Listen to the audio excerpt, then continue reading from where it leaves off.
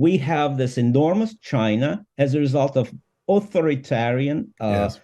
reforms of Deng Xiaoping, and we don't have the Soviet Union. We have very weak, actually despicably weak Russia under Vladimir Putin, trying to conquer its neighbor and failing at every stage. So, going back, who was right, Deng Xiaoping and Gorbachev? Perhaps it's too early to ask. Well, economy was always the Achilles heel of the Soviet Union, but that didn't prevent the Soviet Union to win the Second World War against a much better army. And economy of the Soviet Union grew since then. So it's a real mystery why this economy capsized at the end of the Soviet history.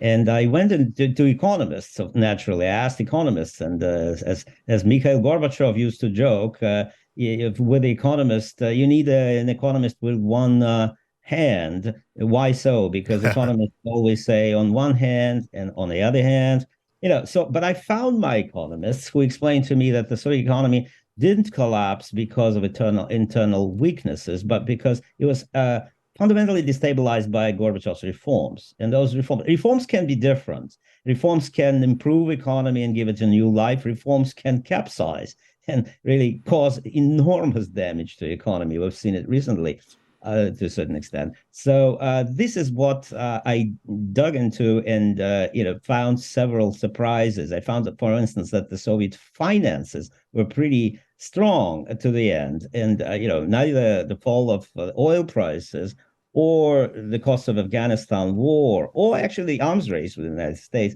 bankrupted the Soviet Union. Basically, the Soviet military-industrial complex was rather cost-efficient. I mean, the whole economy was terribly wasteful, but compared to American military-industrial complex that cost hundreds of billions, the Soviet military-industrial complex was a champion of something frugal. Yes. So you say in your book that you were taken by surprise by the role of money. What did you mean by that? Well, money always played a role. And I thought to myself, growing up in this society for the first 30 years I lived in the Soviet Union, that money just necessary when, go to a state store to buy something, and my parents brought their salaries every month. And otherwise, we were taken care by the state from cradle to grave. It was the biggest surprise, of course, for me to go to archives and talk to the witnesses, economists and bankers, to find how important money was and what the Soviet system, why the Soviet system of finances was so resilient, because much of it operated on cashless basis. It's sort of like certain vouchers that in Western economy inevitably should be turned into cash. But in the Soviet Union, they never were supposed to turn into cash. So that allowed the Soviet government, from Stalin to, let's say, Brezhnev and Andropov, to control inflation. And Gorbachev, who came to power, he knew nothing about Soviet budget and Soviet finances. And we asked his predecessor, Andropov, let me have a look at the budget. Andropov looked at him and said, how dare you ask me? It turned out that only a few bankers and the general secretary of the Communist Party knew about finances and how they work. That was a major weakness of Gorbachev, of course, when he began reforms. Let's turn away from the economy for a moment. How important in the collapse of the Soviet Union were the nationalist movements and breakaway republics? It was hugely important. And most of people, when they asked, they, without thinking, would say, of course, the Soviet Union was the last empire, and consequently it collapsed. And they would add now, of course, that the collapse of the Soviet Union is not over. We're seeing the war in Ukraine, and the Russian Federation maybe will collapse as well.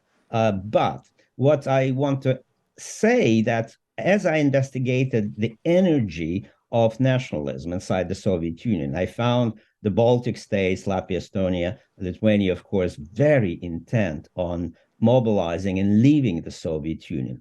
Explosive nationalism, violent nationalism in Georgia and the South Caucasus in general, Georgia, Azerbaijan, Armenia.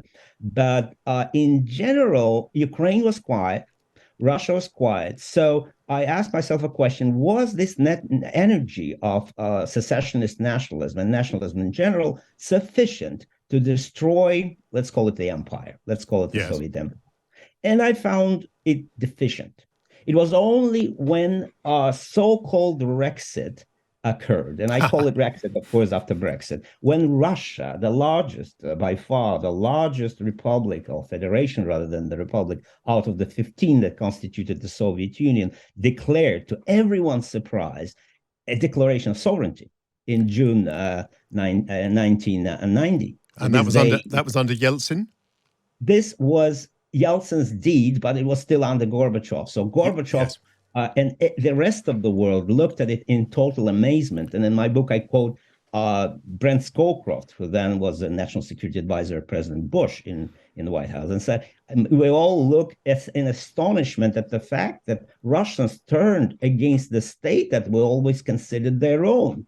The Soviet Union and Russia were, basically the same thing for the rest of the world. And all of a sudden, the Russian Federation declared it would be, like England declaring secession from the United Kingdom. Yes, something like that. Well, don't give us ideas. No.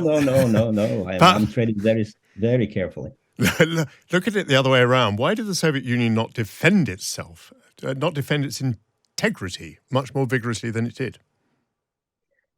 Another interesting question. Well, the elites changed. The elites since Stalin time were flabby, and that's in part the result of long evolution. And then comes Gorbachev. Gorbachev comes not only from a generation that grew up in a period saturated by terror, violence, and war. He made his own choice. He was repelled by anything violent. He hated the war. He, of course, took very important steps away from the nuclear abyss and from nuclear tension with President Reagan and Bush. But ultimately, when conservatives, so-called conservatives, tried to resist him, they also proved to be sort of a little bit vegetarian. I described the story of the coup in August 1991. Everybody remembers Yeltsin on the tank, and that sudden pivotal moment, really pivot of history, when everybody thought on the first day that this coup would be successful, like in China in 1989 and Tiananmen. And then it sort of was Flopnik. It flopped. And, the key factor was that the people in charge of that, the head of the KGB, the Minister of Defense, Yazov, they didn't want to use massive violence. No. So, you have to look into, if you like, social history of the Soviet elite to realize that they were not prepared to go to the extremes. Had they used that violence, by the way, in August 1991, the history might have turned out very different. You say in the book that Mikhail Gorbachev plays the central role, that many strands come together in that person. Please explain what you mean by that. Well, in the West, Gorbachev is a very different figure than it was in Russia. Yeah. Even when I commented on BBC when Gorbachev died, the funeral took place in Moscow. Some trickle of Muscovites passed by, and I had to explain to the question why there were two Gorbachevs.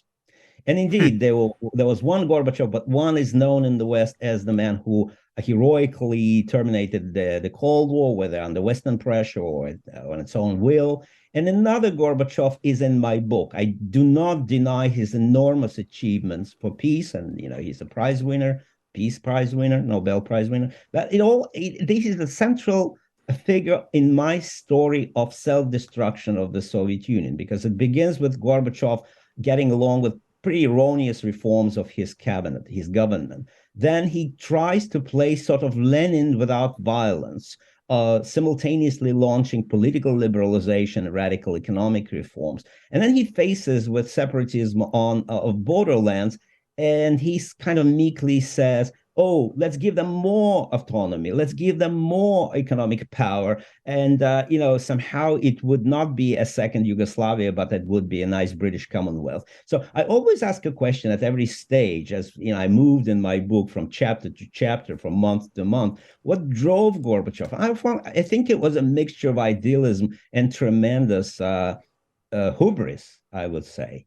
Hubris, in a sense, he viewed himself as a new Lenin who could remake the world using sort of the Soviet Union as an example. But at the same time, he kind of thought that if he stopped using violence, if he gave all those freedoms to the Russians, they would immediately learn the skills and proceed. Instead, of course, the worst instincts, the worst nationalist grievances came out of that Pandora box that he opened. And just briefly, if you would, I think you were also quite surprised by Gorbachev's belief in socialist democracy. That comes out of what you've just been saying, I think. Well, early on, don't forget, he came as Andropov's protege, and Andropov was the head of the KGB, who basically told, don't even try to give people freedom until you give them enough bread and enough sort of, comfort. And Gorbachev sort of turned it topsy-turvy in many ways. And where did it come from? I don't know. His optimistic personality, his strange reading of Lenin. In other words, he had advisors who came from the intelligentsia, who hated Stalin, hated the Soviet regime, and they wanted to combine good socialism of their imagination, with all democratic freedoms that they saw in the West, and they thought that would work. So how to combine it? That was the question. One used the terms democratic socialism, and others socialist democracy. And with this kind of, Gorbachev goes to Beijing. He was in Beijing when the students there, Chinese students, wanted him to talk to him, and he refused. He said, it's this Chinese affair. But he returned back home with his clear conviction. Look, some people told me that I should be authoritarian, and I should gradually release this energy of people while improving economy. But look at what is happening in Tiananmen. I don't want the Red Square to be like Tiananmen. So he persevered in democratization, which, by the way, was popular among Chinese students enormously at the time. But students were crushed. And here we are. We have this enormous China as a result of authoritarian reforms of Deng Xiaoping. And we don't have the Soviet Union. We have very weak, actually despicably weak Russia under Vladimir Putin, trying to conquer its neighbor and failing at every stage. So, going back, who was right, Deng Xiaoping and Gorbachev? Perhaps it's too early to ask.